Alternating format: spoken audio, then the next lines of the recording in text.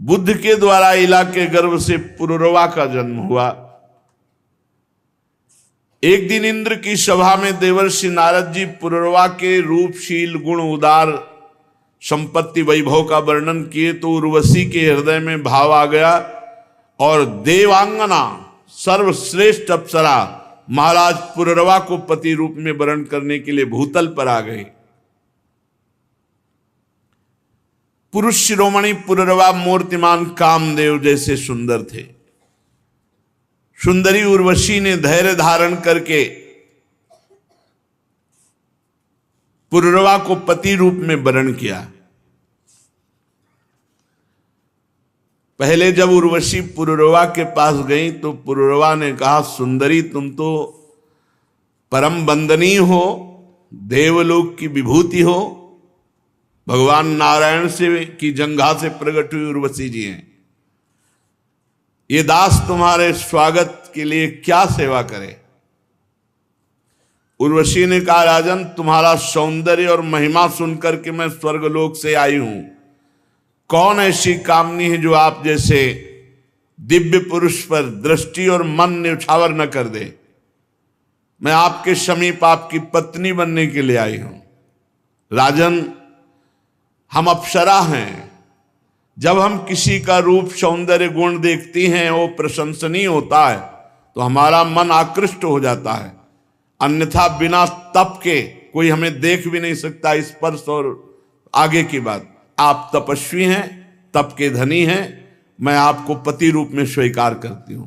परंतु महाराज मेरी एक शर्त है, ये 2 भेड़ के बच्चे सौंपती हूं, इनकी रक्षा होनी चाहिए। जिस दिन इनका अपहरण हो जाएगा उस दिन आप हमें पकड़ नहीं पाओगे, अंतर ध्यान हो जाऊंगी।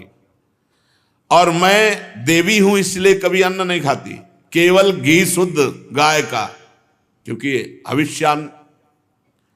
और एक सहवास के सिवा मैं कभी आपको वस्त्रहीन नहीं देखूंगी। 3 बातें, सदैव घी खाऊंगी और आपको सहवास के सिवा वस्त्रहीन नहीं देखूंगी और मेरे 2 भेड़ के बच्चे रक्षा करना। पुरुरवा ने हर शर्त स्वीकार कर ली।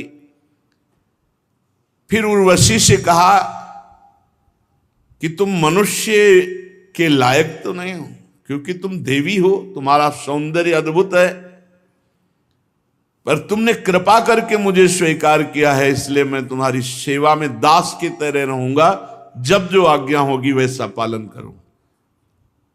सम्राट पुरुरवा।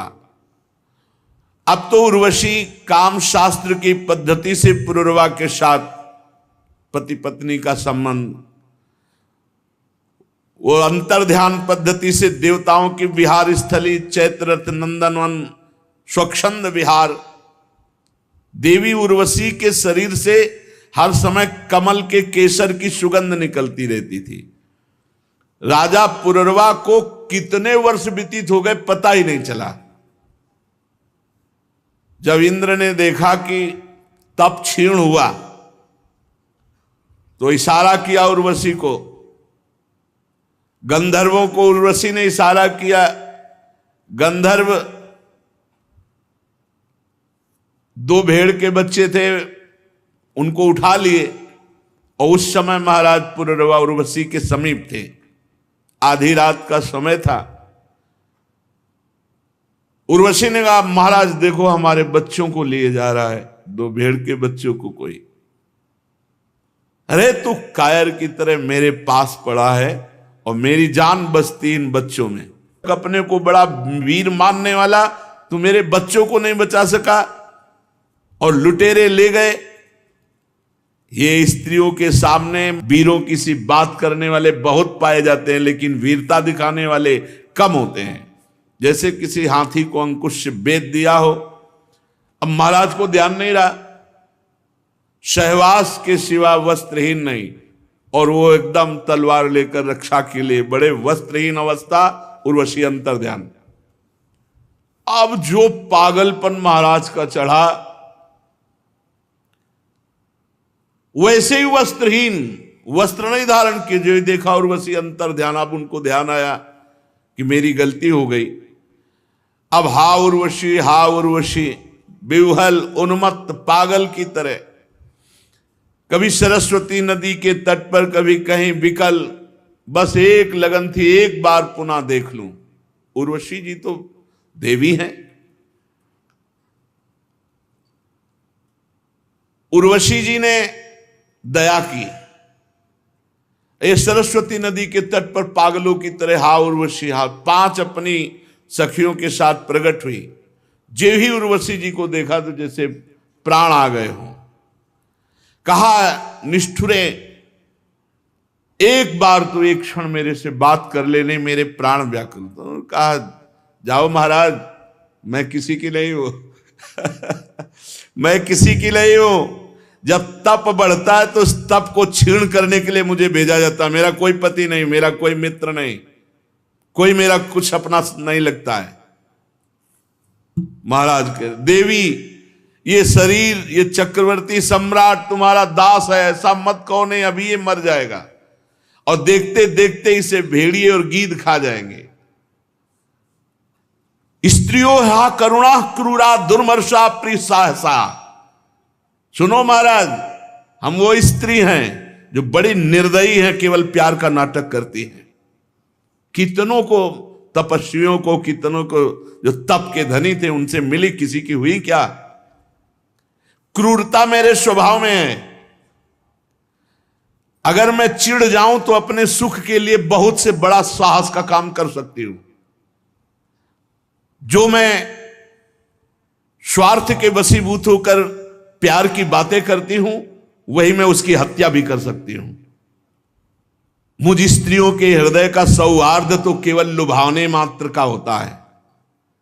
हे तुम्हारे जैसे भोले लोग झूठ मूठ हमारी मीठी मीठी बातों में फंसकर अपना दिल दे बैठते हैं, और हम तप क्षीण होने पर तुरंत उसको लात मार के त्याग दिया और नए पुरुष को स्वीकार किया। यहां तो तप है, देवी हैं। मृत्यु लोक में अगर अपने सुख से बढ़कर सुख मिलने वाला है, ये सुंदरता का घमंड, ये भोग ईश्वर की लालसा बहुत बड़े बड़े तक है। इसीलिए ब्रह्मा भी नमस्कार करते हैं जो भगवान का भजन करने वाले शरणागत भक्त हैं। फिर भी तुम धीरज धरो, राजराजेश्वर हो, घबराओ मत।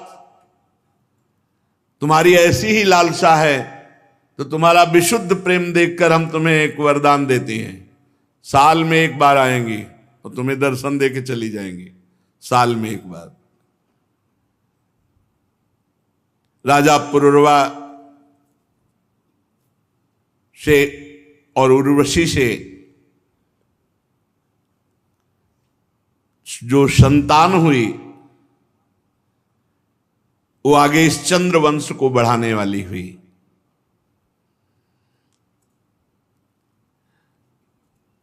एकादशी स्कंद में पुरुरवा को जब उर्वशी से वैराग्य हुआ, तब जो वचन आगे आएंगे।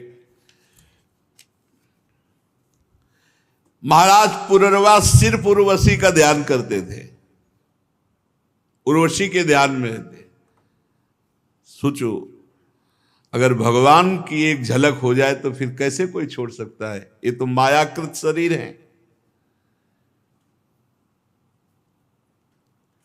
महाराज पुरुरवा बहुत सी यज्ञ की, अग्नि देवता को रिझाया और उर्वशी लोक की इच्छा की, मैं उर्वशी से मिलूंगा। यज्ञों के द्वारा यजन करके। त्रेता के पूर्व सतयुग में एकमात्र प्रणव ही मंत्र था, ओम। इसी में वेद समाहित थे, सारे वेद इसी के अंतर्भूत थे।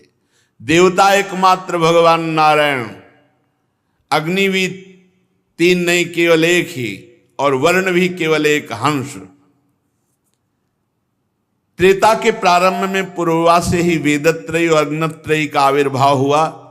राजा पुरुरवा ने अग्नि को संतान रूप में स्वीकार करके उर्वशी लोक की प्राप्ति की। तपस्या साधना पूरे जीवन केवल उर्वशी के लिए।